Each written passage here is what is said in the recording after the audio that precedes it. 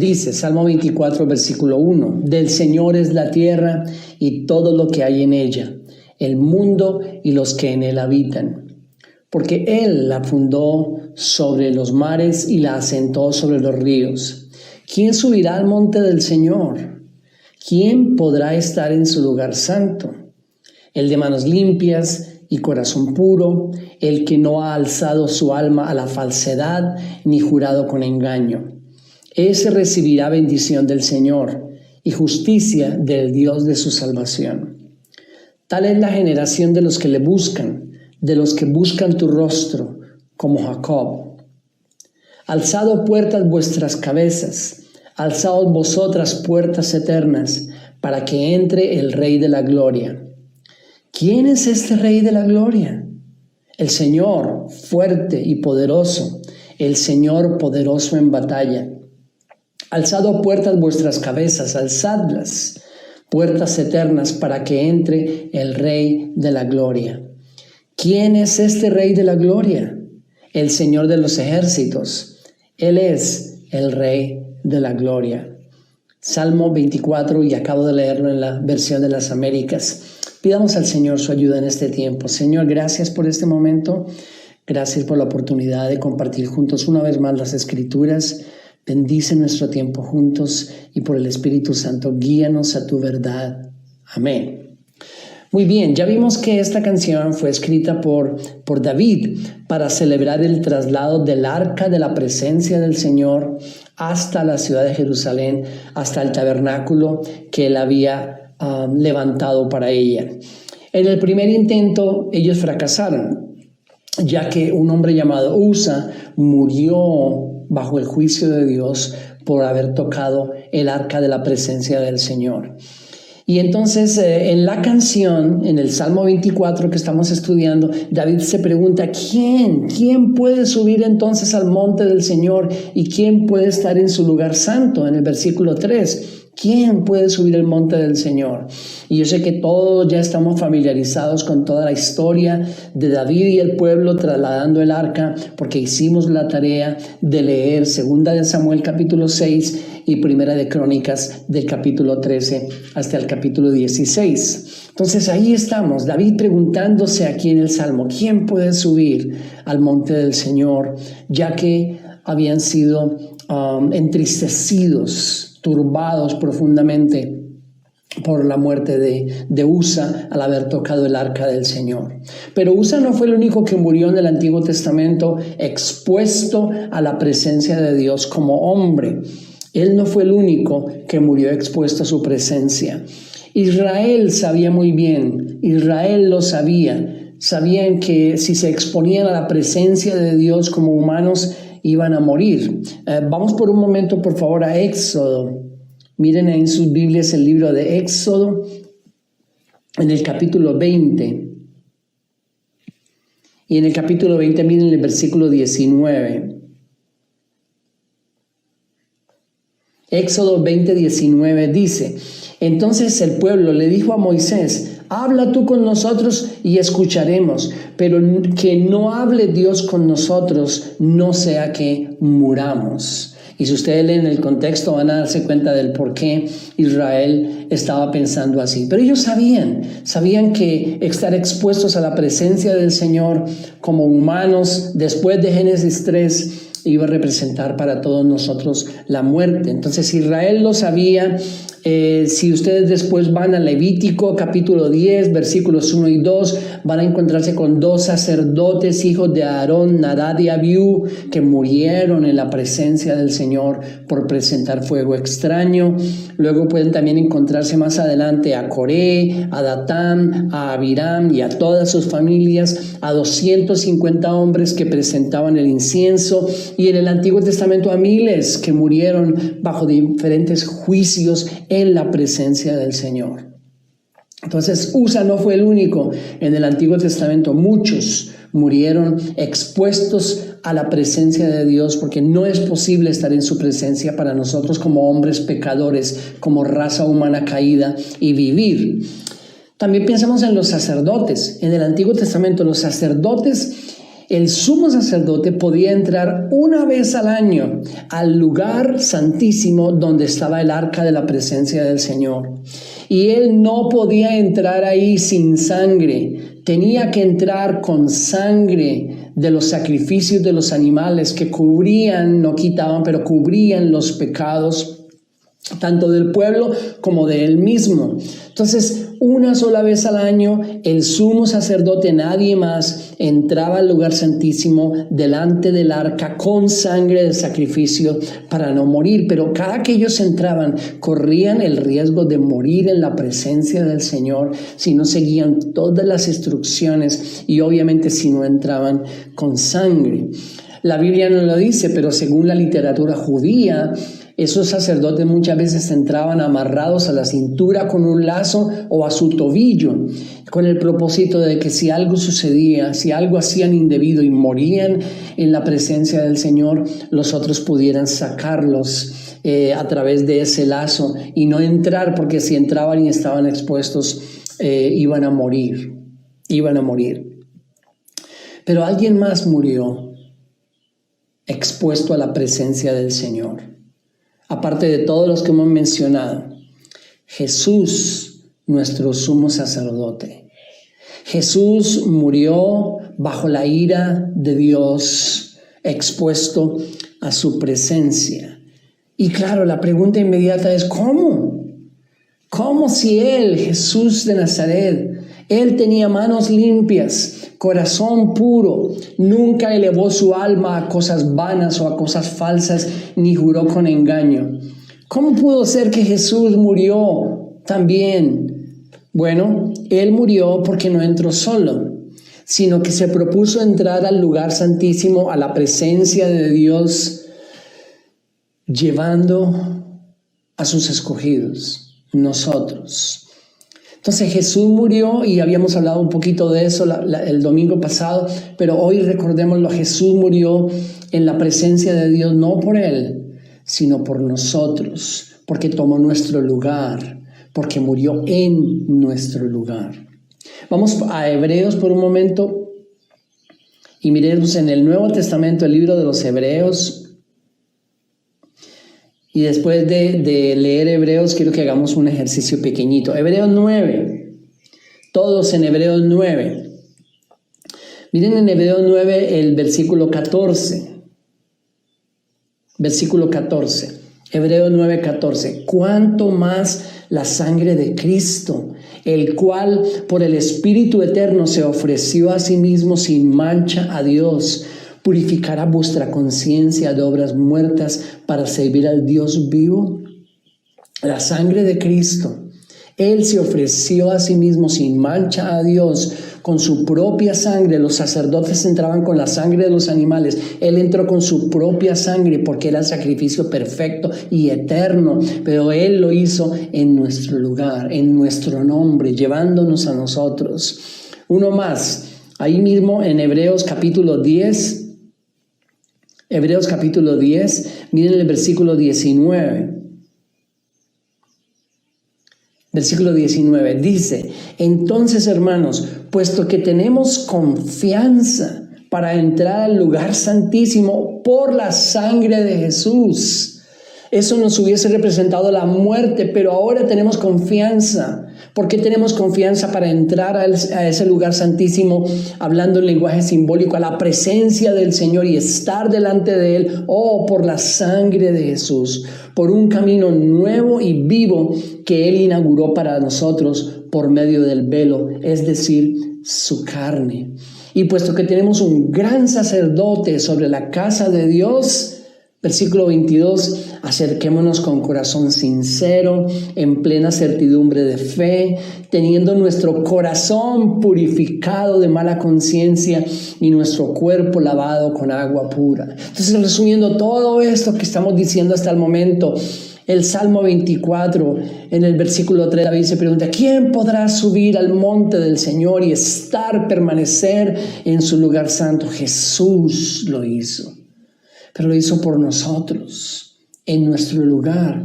Y le costó su sangre porque tenía que entrar con sangre, no la de animales, ya no la de machos cabríos, la suya, que era la única que podía borrar nuestros pecados y colocarnos a todos nosotros los escogidos en la presencia de Dios sin morir, sin morir.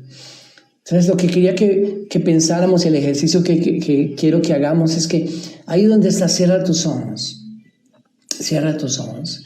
Imagínate por un momento al Señor Jesús, el Hijo de Dios, que va a entrar al lugar santísimo. Y nosotros le preguntamos, Señor, ¿dónde te diriges? Él dice, me dirijo al lugar santísimo, a la presencia de Dios. ¿Tú quieres entrar? ¿Tú quieres estar en la presencia de Dios por siempre? Y nosotros le decimos, sí, Señor, ese es nuestro deseo, pero si entramos vamos a morir eternamente en su presencia. Y Él nos dice, no, yo voy a dar mi vida por ti, en lugar tuyo. Y por cuanto yo voy a morir y voy a presentar mi sangre, entonces ahora tú puedes entrar escondido en mí y vivir en la presencia del Señor, en la presencia del Padre por la eternidad. Ahora puedes abrir los ojos. Yo me estaba imaginando eso y me da escalofrío el solo pensar y recrear estos textos de Hebreos que nos dicen la verdad de cómo el Señor fue nuestro sacrificio eterno. Jesús subió el monte del Señor y permanece en su lugar santo, sentado a la diestra del Padre, nos dice la Escritura. Él vivió como hombre. Él vivió con manos limpias, con corazón puro, nunca elevó su alma a cosas vanas y nunca juró con engaño, viviendo la vida perfecta por nosotros. Por favor, atención a esto, viviendo la vida perfecta por nosotros en nuestro lugar, ya que nosotros no podíamos, pero también dándonos ejemplo y mostrándonos cómo procurar vivir cada día esa vida que Él vivió.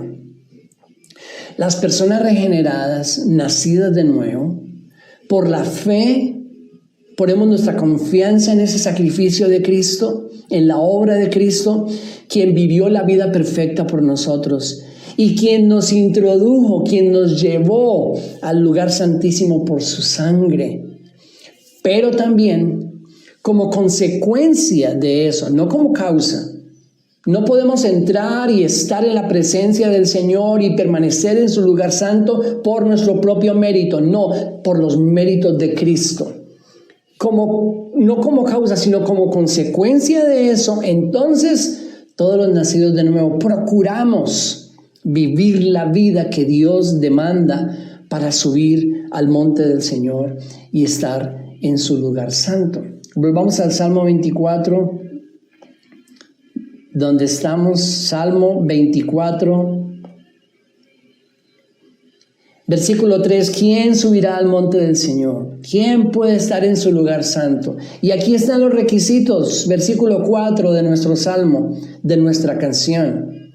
El de manos limpias, corazón puro, el que no ha alzado su alma a la falsedad, ni ha jurado con engaño. Esos son los requisitos que nosotros todos cumplimos solo en Cristo y que por lo tanto procuramos por la gracia de Dios vivir de esa manera como nuevos nacidos que somos, gente regenerada. Entonces, ¿cuáles son las cualidades? Pensemos un poquito en estos requisitos o las características que se les exige a todos aquellos que quieren subir el monte del Señor. Versículo 4 de nuestro Salmo. Manos limpias, corazón puro, que no ha elevado su alma a la falsedad, ni ha jurado con engaño. Pensando un poquito en esas cualidades, y he tomado varias cosas de alguien llamado Kate Johnson, que hace una presentación excelente de estas cualidades o características. Yo creo que nos sirven mucho a nosotros en este tiempo estudiando el Salmo 24. La primera, limpio de manos, y eso habla de santidad externa. Cuando nos esforzamos cada día por mostrar el carácter de Dios con nuestros semejantes, con la sociedad. Nos esforzamos cada día por mostrar con nuestra forma de vivir, con nuestro estilo de vida, mostramos el carácter de Dios a la sociedad. Eso en el contexto del Antiguo Testamento se traduce en amar a nuestro prójimo y en hacer obras que ayuden al necesitado. Repito, eso se traduce, ese esforzarnos cada día por mostrar el carácter de Dios con nuestro estilo de vida, se traduce en amar a nuestro prójimo y en hacer obras de justicia que ayuden al necesitado. Deuteronomio capítulo 10, no lo busquen, voy a leerlo, lo pueden anotar ahí y lo pueden leer después. Deuteronomio 10, 17 al 19 dice: porque el Señor vuestro Dios es Dios de dioses y Señor de señores. Dios grande, poderoso, temible, que no hace acepción de personas ni acepta soborno. Él hace justicia al huérfano y a la viuda y muestra su amor al extranjero, dándole pan y vestido. Y luego el versículo 19, mostrad pues amor al extranjero, porque vosotros fuisteis extranjeros en la tierra de Egipto. Entonces, si miren después esos versículos y los meditan mucho más, para darse cuenta que él está diciendo, así soy yo, ese es mi carácter, el carácter de Dios, mostrar misericordia, mostrar compasión, mostrar amor y hacer justicia a la viuda, al extranjero, al necesitado. Y luego termina diciendo, ustedes también muestren ese carácter de Dios. Muéstrenlo. Y pensando en todo esto que está pasando aquí en nuestro país, he visto muchas veces cómo muchos han salido para estar de rodillas en los andenes y en las calles. Y yo respeto profundamente todo lo que se hace, pero yo creo que la mejor forma como cristiano de mostrar en estos momentos de crisis, de dificultad, mostrar el carácter de Dios es amar a nuestro prójimo, ayudar al necesitado, hacer obras que muestren la misericordia de Dios para los demás, para el que necesita, actos de justicia.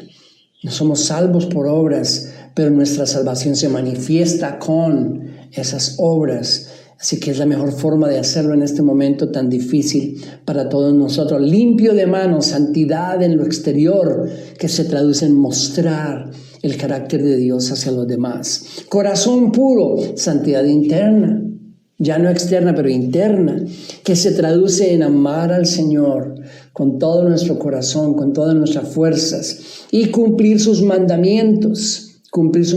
Y de ahí mismo, de Deuteronomio 10, tomamos el versículo 12 y 13 que dice lo siguiente, Deuteronomio 10, versículos 12 y 13. Y ahora, Israel, ¿qué requiere de ti el Señor tu Dios? Sino que temas al Señor tu Dios, que andes en todos sus caminos, que le ames y que sirvas al Señor tu Dios con todo tu corazón y con toda tu alma, y que guardes los mandamientos del Señor y sus estatutos que yo te ordeno hoy para tu bien. Eso es lo que pide el Señor de ti. Salmo 24, ¿quién subirá limpio de manos, de corazón puro, santidad interior, amando al Señor por encima de todo, amándole a Él y obedeciendo sus mandamientos? Esa es la santidad interior, el corazón puro. La tercera y la cuarta, que están en el versículo 4 del Salmo 24, la tercera característica o requisito, y el cuarto dice, en el que no ha alzado su alma a la falsedad ni jurado con engaño. El que no ha elevado su alma a la falsedad o a cosas vanas. Se parece mucho este requisito al tercer mandamiento. ¿Cuál es el tercer mandamiento que encontramos allá en Éxodo 20? No tomarás el nombre de tu Dios en vano. Y literalmente en el idioma original hebreo eso se podría leer de la siguiente manera. No igualarás el nombre del Señor a cosas vanas, a cosas falsas. No igualarás su nombre. ¿Qué significa eso? No podemos orientar nuestras vidas a cosas falsas o vanas y al mismo tiempo proclamar el nombre del Señor como nuestro todo. No podemos ser hipócritas pretendiendo proclamar el nombre del Señor como el todo de nuestras vidas, como lo primero de nuestras vidas, y luego estar orientando nuestra vida, estar haciendo énfasis en nuestras vidas, en cosas vanas como las riquezas, o las cosas materiales, o la fama, o el poder, o el entretenimiento, o la diversión, o el placer, o tantas cosas vanas que van a desaparecer. El mandamiento es muy claro. No igualen el nombre del Señor a cosas vanas. Y esta tercera y cuarta característica de aquellos que suben el monte del Señor en el Salmo 24, versículo 4, está hablando de nuestra relación. La primera, nuestra relación con Dios, y la segunda, nuestra relación con los demás. Y estamos en la primera de esas, que es no permitir que nuestra alma se levante, se alce a cosas vanas. Y dijimos que eso significa, según el tercer mandamiento, no igualar el nombre del Señor con cosas falsas o cosas vanas. No podemos dedicar nuestras vidas o vivir para cosas falsas y cosas vanas y al mismo tiempo proclamar el nombre del Señor. Debemos orientar nuestras vidas hacia Él, hacia Él. Qué fácil. Es decir, o que somos cristianos, o que somos nacidos de nuevo, o que somos seguidores del Señor, o que amamos a Dios por encima de todas las cosas, y al mismo tiempo estás dedicando nuestras vidas a cosas vanas. Estamos incumpliendo el tercer mandamiento si eso hacemos. Cuarto, ni jurado con engaño, versículo 4 del Salmo 24, la última característica, ni ha jurado con engaño. Este también nos recuerda porque se parece mucho al noveno mandamiento del Decálogo en Éxodo 20:16. ¿Cuál es ese noveno mandamiento? Es el compromiso de no hablar mentira contra nuestro prójimo. O, diciéndolo de otra manera, el compromiso de hablar la verdad acerca de nuestro prójimo por encima de nuestros propios intereses. Y esto es completamente opuesto a lo que nosotros vemos en el mundo, vemos en la sociedad, vemos en la práctica y muchas veces en nuestra propia forma de vivir. ¿A qué estamos acostumbrados? ¿Qué se nos enseñó aquí siempre? ¿Cómo es la forma en que el mundo vive? Hay que decir lo que sea en contra del prójimo para defender nuestros propios intereses. Pero eso está en contra del mandamiento, del noveno mandamiento en el Decálogo. Y el no dirás falso testimonio contra tu prójimo. Y es exactamente lo mismo que está diciendo el Salmo 24 aquí en la última característica de aquellos que suben al monte del Señor y que permanecen en su lugar santo. No ha jurado con engaño. No ha dicho mentiras acerca de su prójimo para defender sus propios intereses. El compromiso, repito, es hablar la verdad acerca de nuestro prójimo por encima de nuestros propios intereses.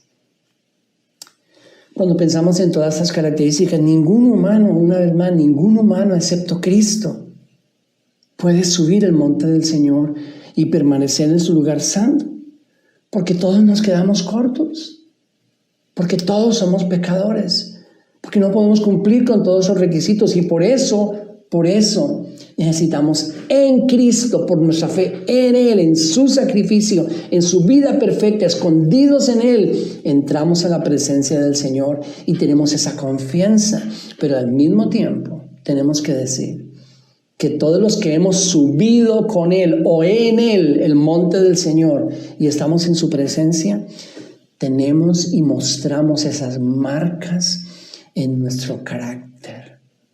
Estas marcas del versículo 4 del Salmo 24 mostramos, no perfectamente, no en perfección porque somos humanos pecadores todavía, no hemos sido glorificados, pero mostramos esas marcas en nuestro carácter. Los que hemos nacido de nuevo, los que estamos en Cristo, los que hemos subido con Él el monte del Señor y permanecemos en su lugar santo, no tenemos marcas exteriores. No tenemos marcas en nuestras frentes ni en nuestras manos, pero tenemos definitivamente marcas en nuestro carácter si en verdad hemos nacido de nuevo. Muy bien, llegamos a nuestra última parte del Salmo 24, versículo 7, alzado puertas vuestras cabezas, Alzaos vosotras puertas eternas para que entre el Rey de la Gloria. Y el versículo 9, alzad, oh puertas, vuestras cabezas, alzad las puertas eternas para que entre el Rey de la Gloria. Dije la vez pasada que íbamos a hablar hoy sobre la tercera venida de Cristo. En verdad era más un gancho para que pudieran estar con nosotros hoy. No, pero ¿qué significa eso? Esos versículos 7 y 9. ¿Qué representan esas puertas? Obviamente estamos hablando de un lenguaje simbólico, figurado. Esas puertas, ¿qué son? ¿Son puertas como las que conocemos en nuestras casas o en las edificaciones o en ese tiempo en las ciudades que tenían grandes puertas? Repito, lenguaje figurado. No, esas puertas son personas, gente, hombres, mujeres, jóvenes, niños, son personas. Por eso el versículo 6 habla de una generación, la generación de los que le buscan, la generación de los que han sido por la fe lavados, como dice Hebreos, en sus corazones. La generación de los que estamos en Cristo para poder entrar con confianza a la presencia del Señor en el lugar santísimo. Gente, persona, nosotros. Esa es la generación de los que le buscan, de los que buscan tu rostro en el versículo 6. Entonces, versículo 7, versículo 9, alcen puertas sus cabezas, ábranse, den paso, den entrada al Rey de Gloria. ¿De qué está hablando? De personas. En su primera venida, la primera venida, cuando Dios se hizo carne, Emmanuel en Jesús, el Rey vino entretejido en la realidad humana. Él no se apareció glorioso en las nubes como va a suceder, no en su primera venida. ¿Cómo vino? Él vino entretejido en la realidad humana.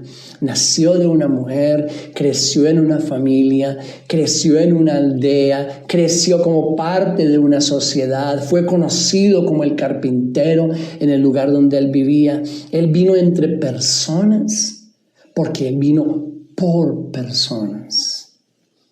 En el cumplimiento profético, mucho tiempo después de su nacimiento, antes de su muerte, en su entrada a Jerusalén, hablamos de eso el domingo pasado, que mientras en el templo los sacerdotes o los rabinos cantaban el Salmo 24, en otro lugar de la ciudad, el rey estaba entrando en ese pollino humilde, cumpliendo así la profecía de Zacarías.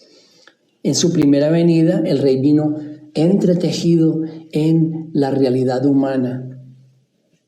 Y allá, ese día, mientras él entraba a la ciudad de Jerusalén y los religiosos y los legalistas no podían verlo, mientras cantaban el Salmo 24, gente quebrantada y necesitada afuera le daba la bienvenida con palmas y colocando sus mantos en el camino y diciendo, bendito el que viene en el nombre del Señor, y lo proclamaban como rey. Ese día tuvo su cumplimiento este Salmo 24. Alcen puertas, ábranse. Personas dándole la bienvenida al rey, reconociéndolo, viéndolo como lo que él era, el Rey de la Gloria. Hay una segunda venida que yo llamo solo para este mensaje, no teológicamente, históricamente, solo hay dos venidas, la primera venida de Cristo y la segunda que estamos esperando. Pero para nuestro estudio del Salmo 24, hablemos de esta segunda venida que ha estado ocurriendo desde el día de Pentecostés. Desde el día de Pentecostés. ¿Qué significa eso? El día de Pentecostés se inicia la era de la iglesia en la cual todavía estamos. Y cuando yo hablo de esa segunda venida es porque la segunda venida del Señor ha estado ocurriendo desde ese día en los suyos, en sus escogidos. Jesús está presente en este mundo, en su iglesia, en su pueblo, en las personas que le reconocemos y lo proclamamos como Rey. Miren por un momento Juan, el Evangelio de Juan, para que nos demos cuenta de qué estamos hablando. El Evangelio de Juan, en el capítulo 14. En el capítulo 14 de Juan, miren el versículo 15. Versículo 15. Él les dice a los suyos antes de partir, si me amáis, guardaréis mis mandamientos. Y yo rogaré al Padre, y Él os dará otro consolador para que esté con vosotros para siempre. Es decir, el Espíritu de verdad, a quien el mundo no puede recibir porque ni le ve ni le conoce. Pero vosotros sí le conocéis porque mora con vosotros y estará en vosotros. Versículo 18. No os dejaré huérfanos, vendré a vosotros. ¿Cómo es eso de que vendré a vosotros? Vendré a vosotros en la obra y la persona del Espíritu Santo. Eso es lo que le está diciendo. Yo no los voy a dejar huérfanos. Yo voy a volver a ustedes, pero voy a volver a ustedes no como estoy ahora, sino vendré en la obra y en la persona del Espíritu Santo. Pero ¿saben qué había dicho? Que ese Espíritu de Dios iba a morar en nosotros los creyentes, en nosotros los nacidos de nuevo. Uno más, capítulo 15, viene el capítulo 15 de Juan y el versículo 26. Cuando venga el Consolador, a quien yo enviaré del Padre, es decir, el Espíritu de verdad que procede del Padre, Él dará testimonio de mí. Y vosotros daréis también testimonio, porque habéis estado conmigo desde el principio. Entonces, aunque podría ser, y de hecho es otro mensaje, solo quería decir que el Señor Jesús vino a la tierra, se hizo hombre, Dios se hizo hombre en Cristo Jesús, estuvo aquí, y esa fue su primera venida. Pero después de Pentecostés, Él vino otra vez en la persona y la obra del Espíritu Santo, y ese Espíritu Santo está en nosotros. En otras palabras, para terminar el punto, el Señor Jesús está presente hoy, manifestándose al mundo a través de nosotros, que estamos llenos del Espíritu Santo y que somos llamados por esa obra y por esa gracia a manifestar su nombre, a manifestar su gloria, a manifestar su carácter en la sociedad y con todos los que no conocen al Señor. En el mundo somos llamados a manifestar su nombre. Esta canción, Salmo 24, volviendo al Salmo 24, también es famosa en la historia de la iglesia. Salmo 24, y saben, es famosa en la historia de la iglesia y la relacionaron siempre con la ascensión de Cristo. Con la ascensión de Cristo. Y este es otro cumplimiento de este Salmo 24. Ábranse puertas, alcen sus cabezas, porque va a entrar el Rey de Gloria. Ustedes se imaginan en la ascensión de Cristo su entrada gloriosa y triunfal al cielo. Cuando Él ascendió, pero ¿saben qué? La Biblia dice que Él no iba solo. La Biblia dice que Él llevaba una gran cantidad de gente, mucho tiempo esperando entrar al cielo, pero no podían, porque nadie podía entrar al cielo sin el sello de la redención en Cristo Jesús, sin la muerte y resurrección y ascensión de Cristo. Entonces, por eso dice la Escritura en Efesios capítulo 4, que Él llevó cautiva la cautividad. Y esto fue lo que ocurrió, y no podemos extendernos aquí, pero lo que ocurrió es que después de su muerte, Él descendió al lugar donde todos aquellos que habían muerto esperando la promesa de Dios, Abraham, Isaac y todos los demás del Antiguo Testamento, habían muerto esperando la promesa, con fe en la promesa de que Dios iba a traer salvación. Ellos no habían podido entrar al cielo porque Él no había muerto, no había ascendido, pero Él descendió por ellos después de su muerte. Y cuando Él ascendió al cielo, Él no venía solo, Él venía con una gran cantidad de gente, una multitud de redimidos que habían muerto esperando en Él. Y se imaginan esa entrada gloriosa. Ábranse puertas, porque viene el Rey de Gloria. Pero no venía solo. Llevaba toda esta cautividad. Los que habían estado cautivos esperándolo, Él se los llevó al cielo con Él. Y por último, ahora sí, la segunda, para nuestro estudio la tercera, pero esta es la segunda venida de Cristo que estamos esperando. Esa no ha venido, la estamos esperando. Está por ocurrir. y las puertas eternas. Miren el Salmo 24, versículo 9. Alzad puertas vuestras cabezas, alzad las puertas eternas. Estamos hablando ya de la eternidad.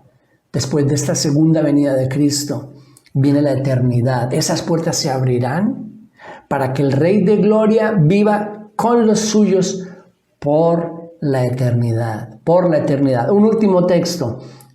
Apocalipsis. Vayan al capítulo 22, que es el último capítulo de la Biblia. Apocalipsis 22. Y miren el versículo 14. Oh, me gusta este texto. Versículo 14 de Apocalipsis 22. Bienaventurados los que lavan sus vestiduras para tener derecho al árbol de la vida y para entrar por las puertas a la ciudad. ¿Cuál va a ser esa entrada? Con Él para vivir para siempre como redimidos del Cordero, disfrutando de su presencia por la eternidad. Entonces, terminemos en el Salmo 24 y espero que podamos seguir pensando en esto y cada que leamos ese Salmo 24 nos acordemos de todo lo que hemos compartido en estos 2 domingos.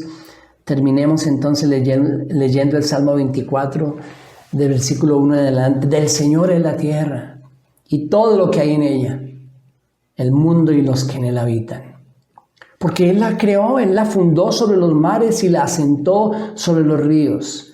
¿Quién subirá al monte del Señor? ¿Y quién podrá estar en su lugar santo? El de manos limpias y corazón puro, el que no ha alzado su alma a la falsedad ni jurado con engaño. Ese recibirá bendición del Señor y justicia del Dios de su salvación. Tal es la generación de los que le buscan, de los que buscan tu rostro, como Jacob. Alzad puertas vuestras cabezas, y alzad vosotras puertas eternas para que entre el Rey de la Gloria. ¿Quién es este Rey de Gloria? El Señor, fuerte y poderoso, el Señor poderoso en batalla. Alzad puertas vuestras cabezas, alzad las puertas eternas para que entre el Rey de la Gloria. ¿Quién es este Rey de la Gloria? Los ejércitos. Él es el Rey de la Gloria. Amén.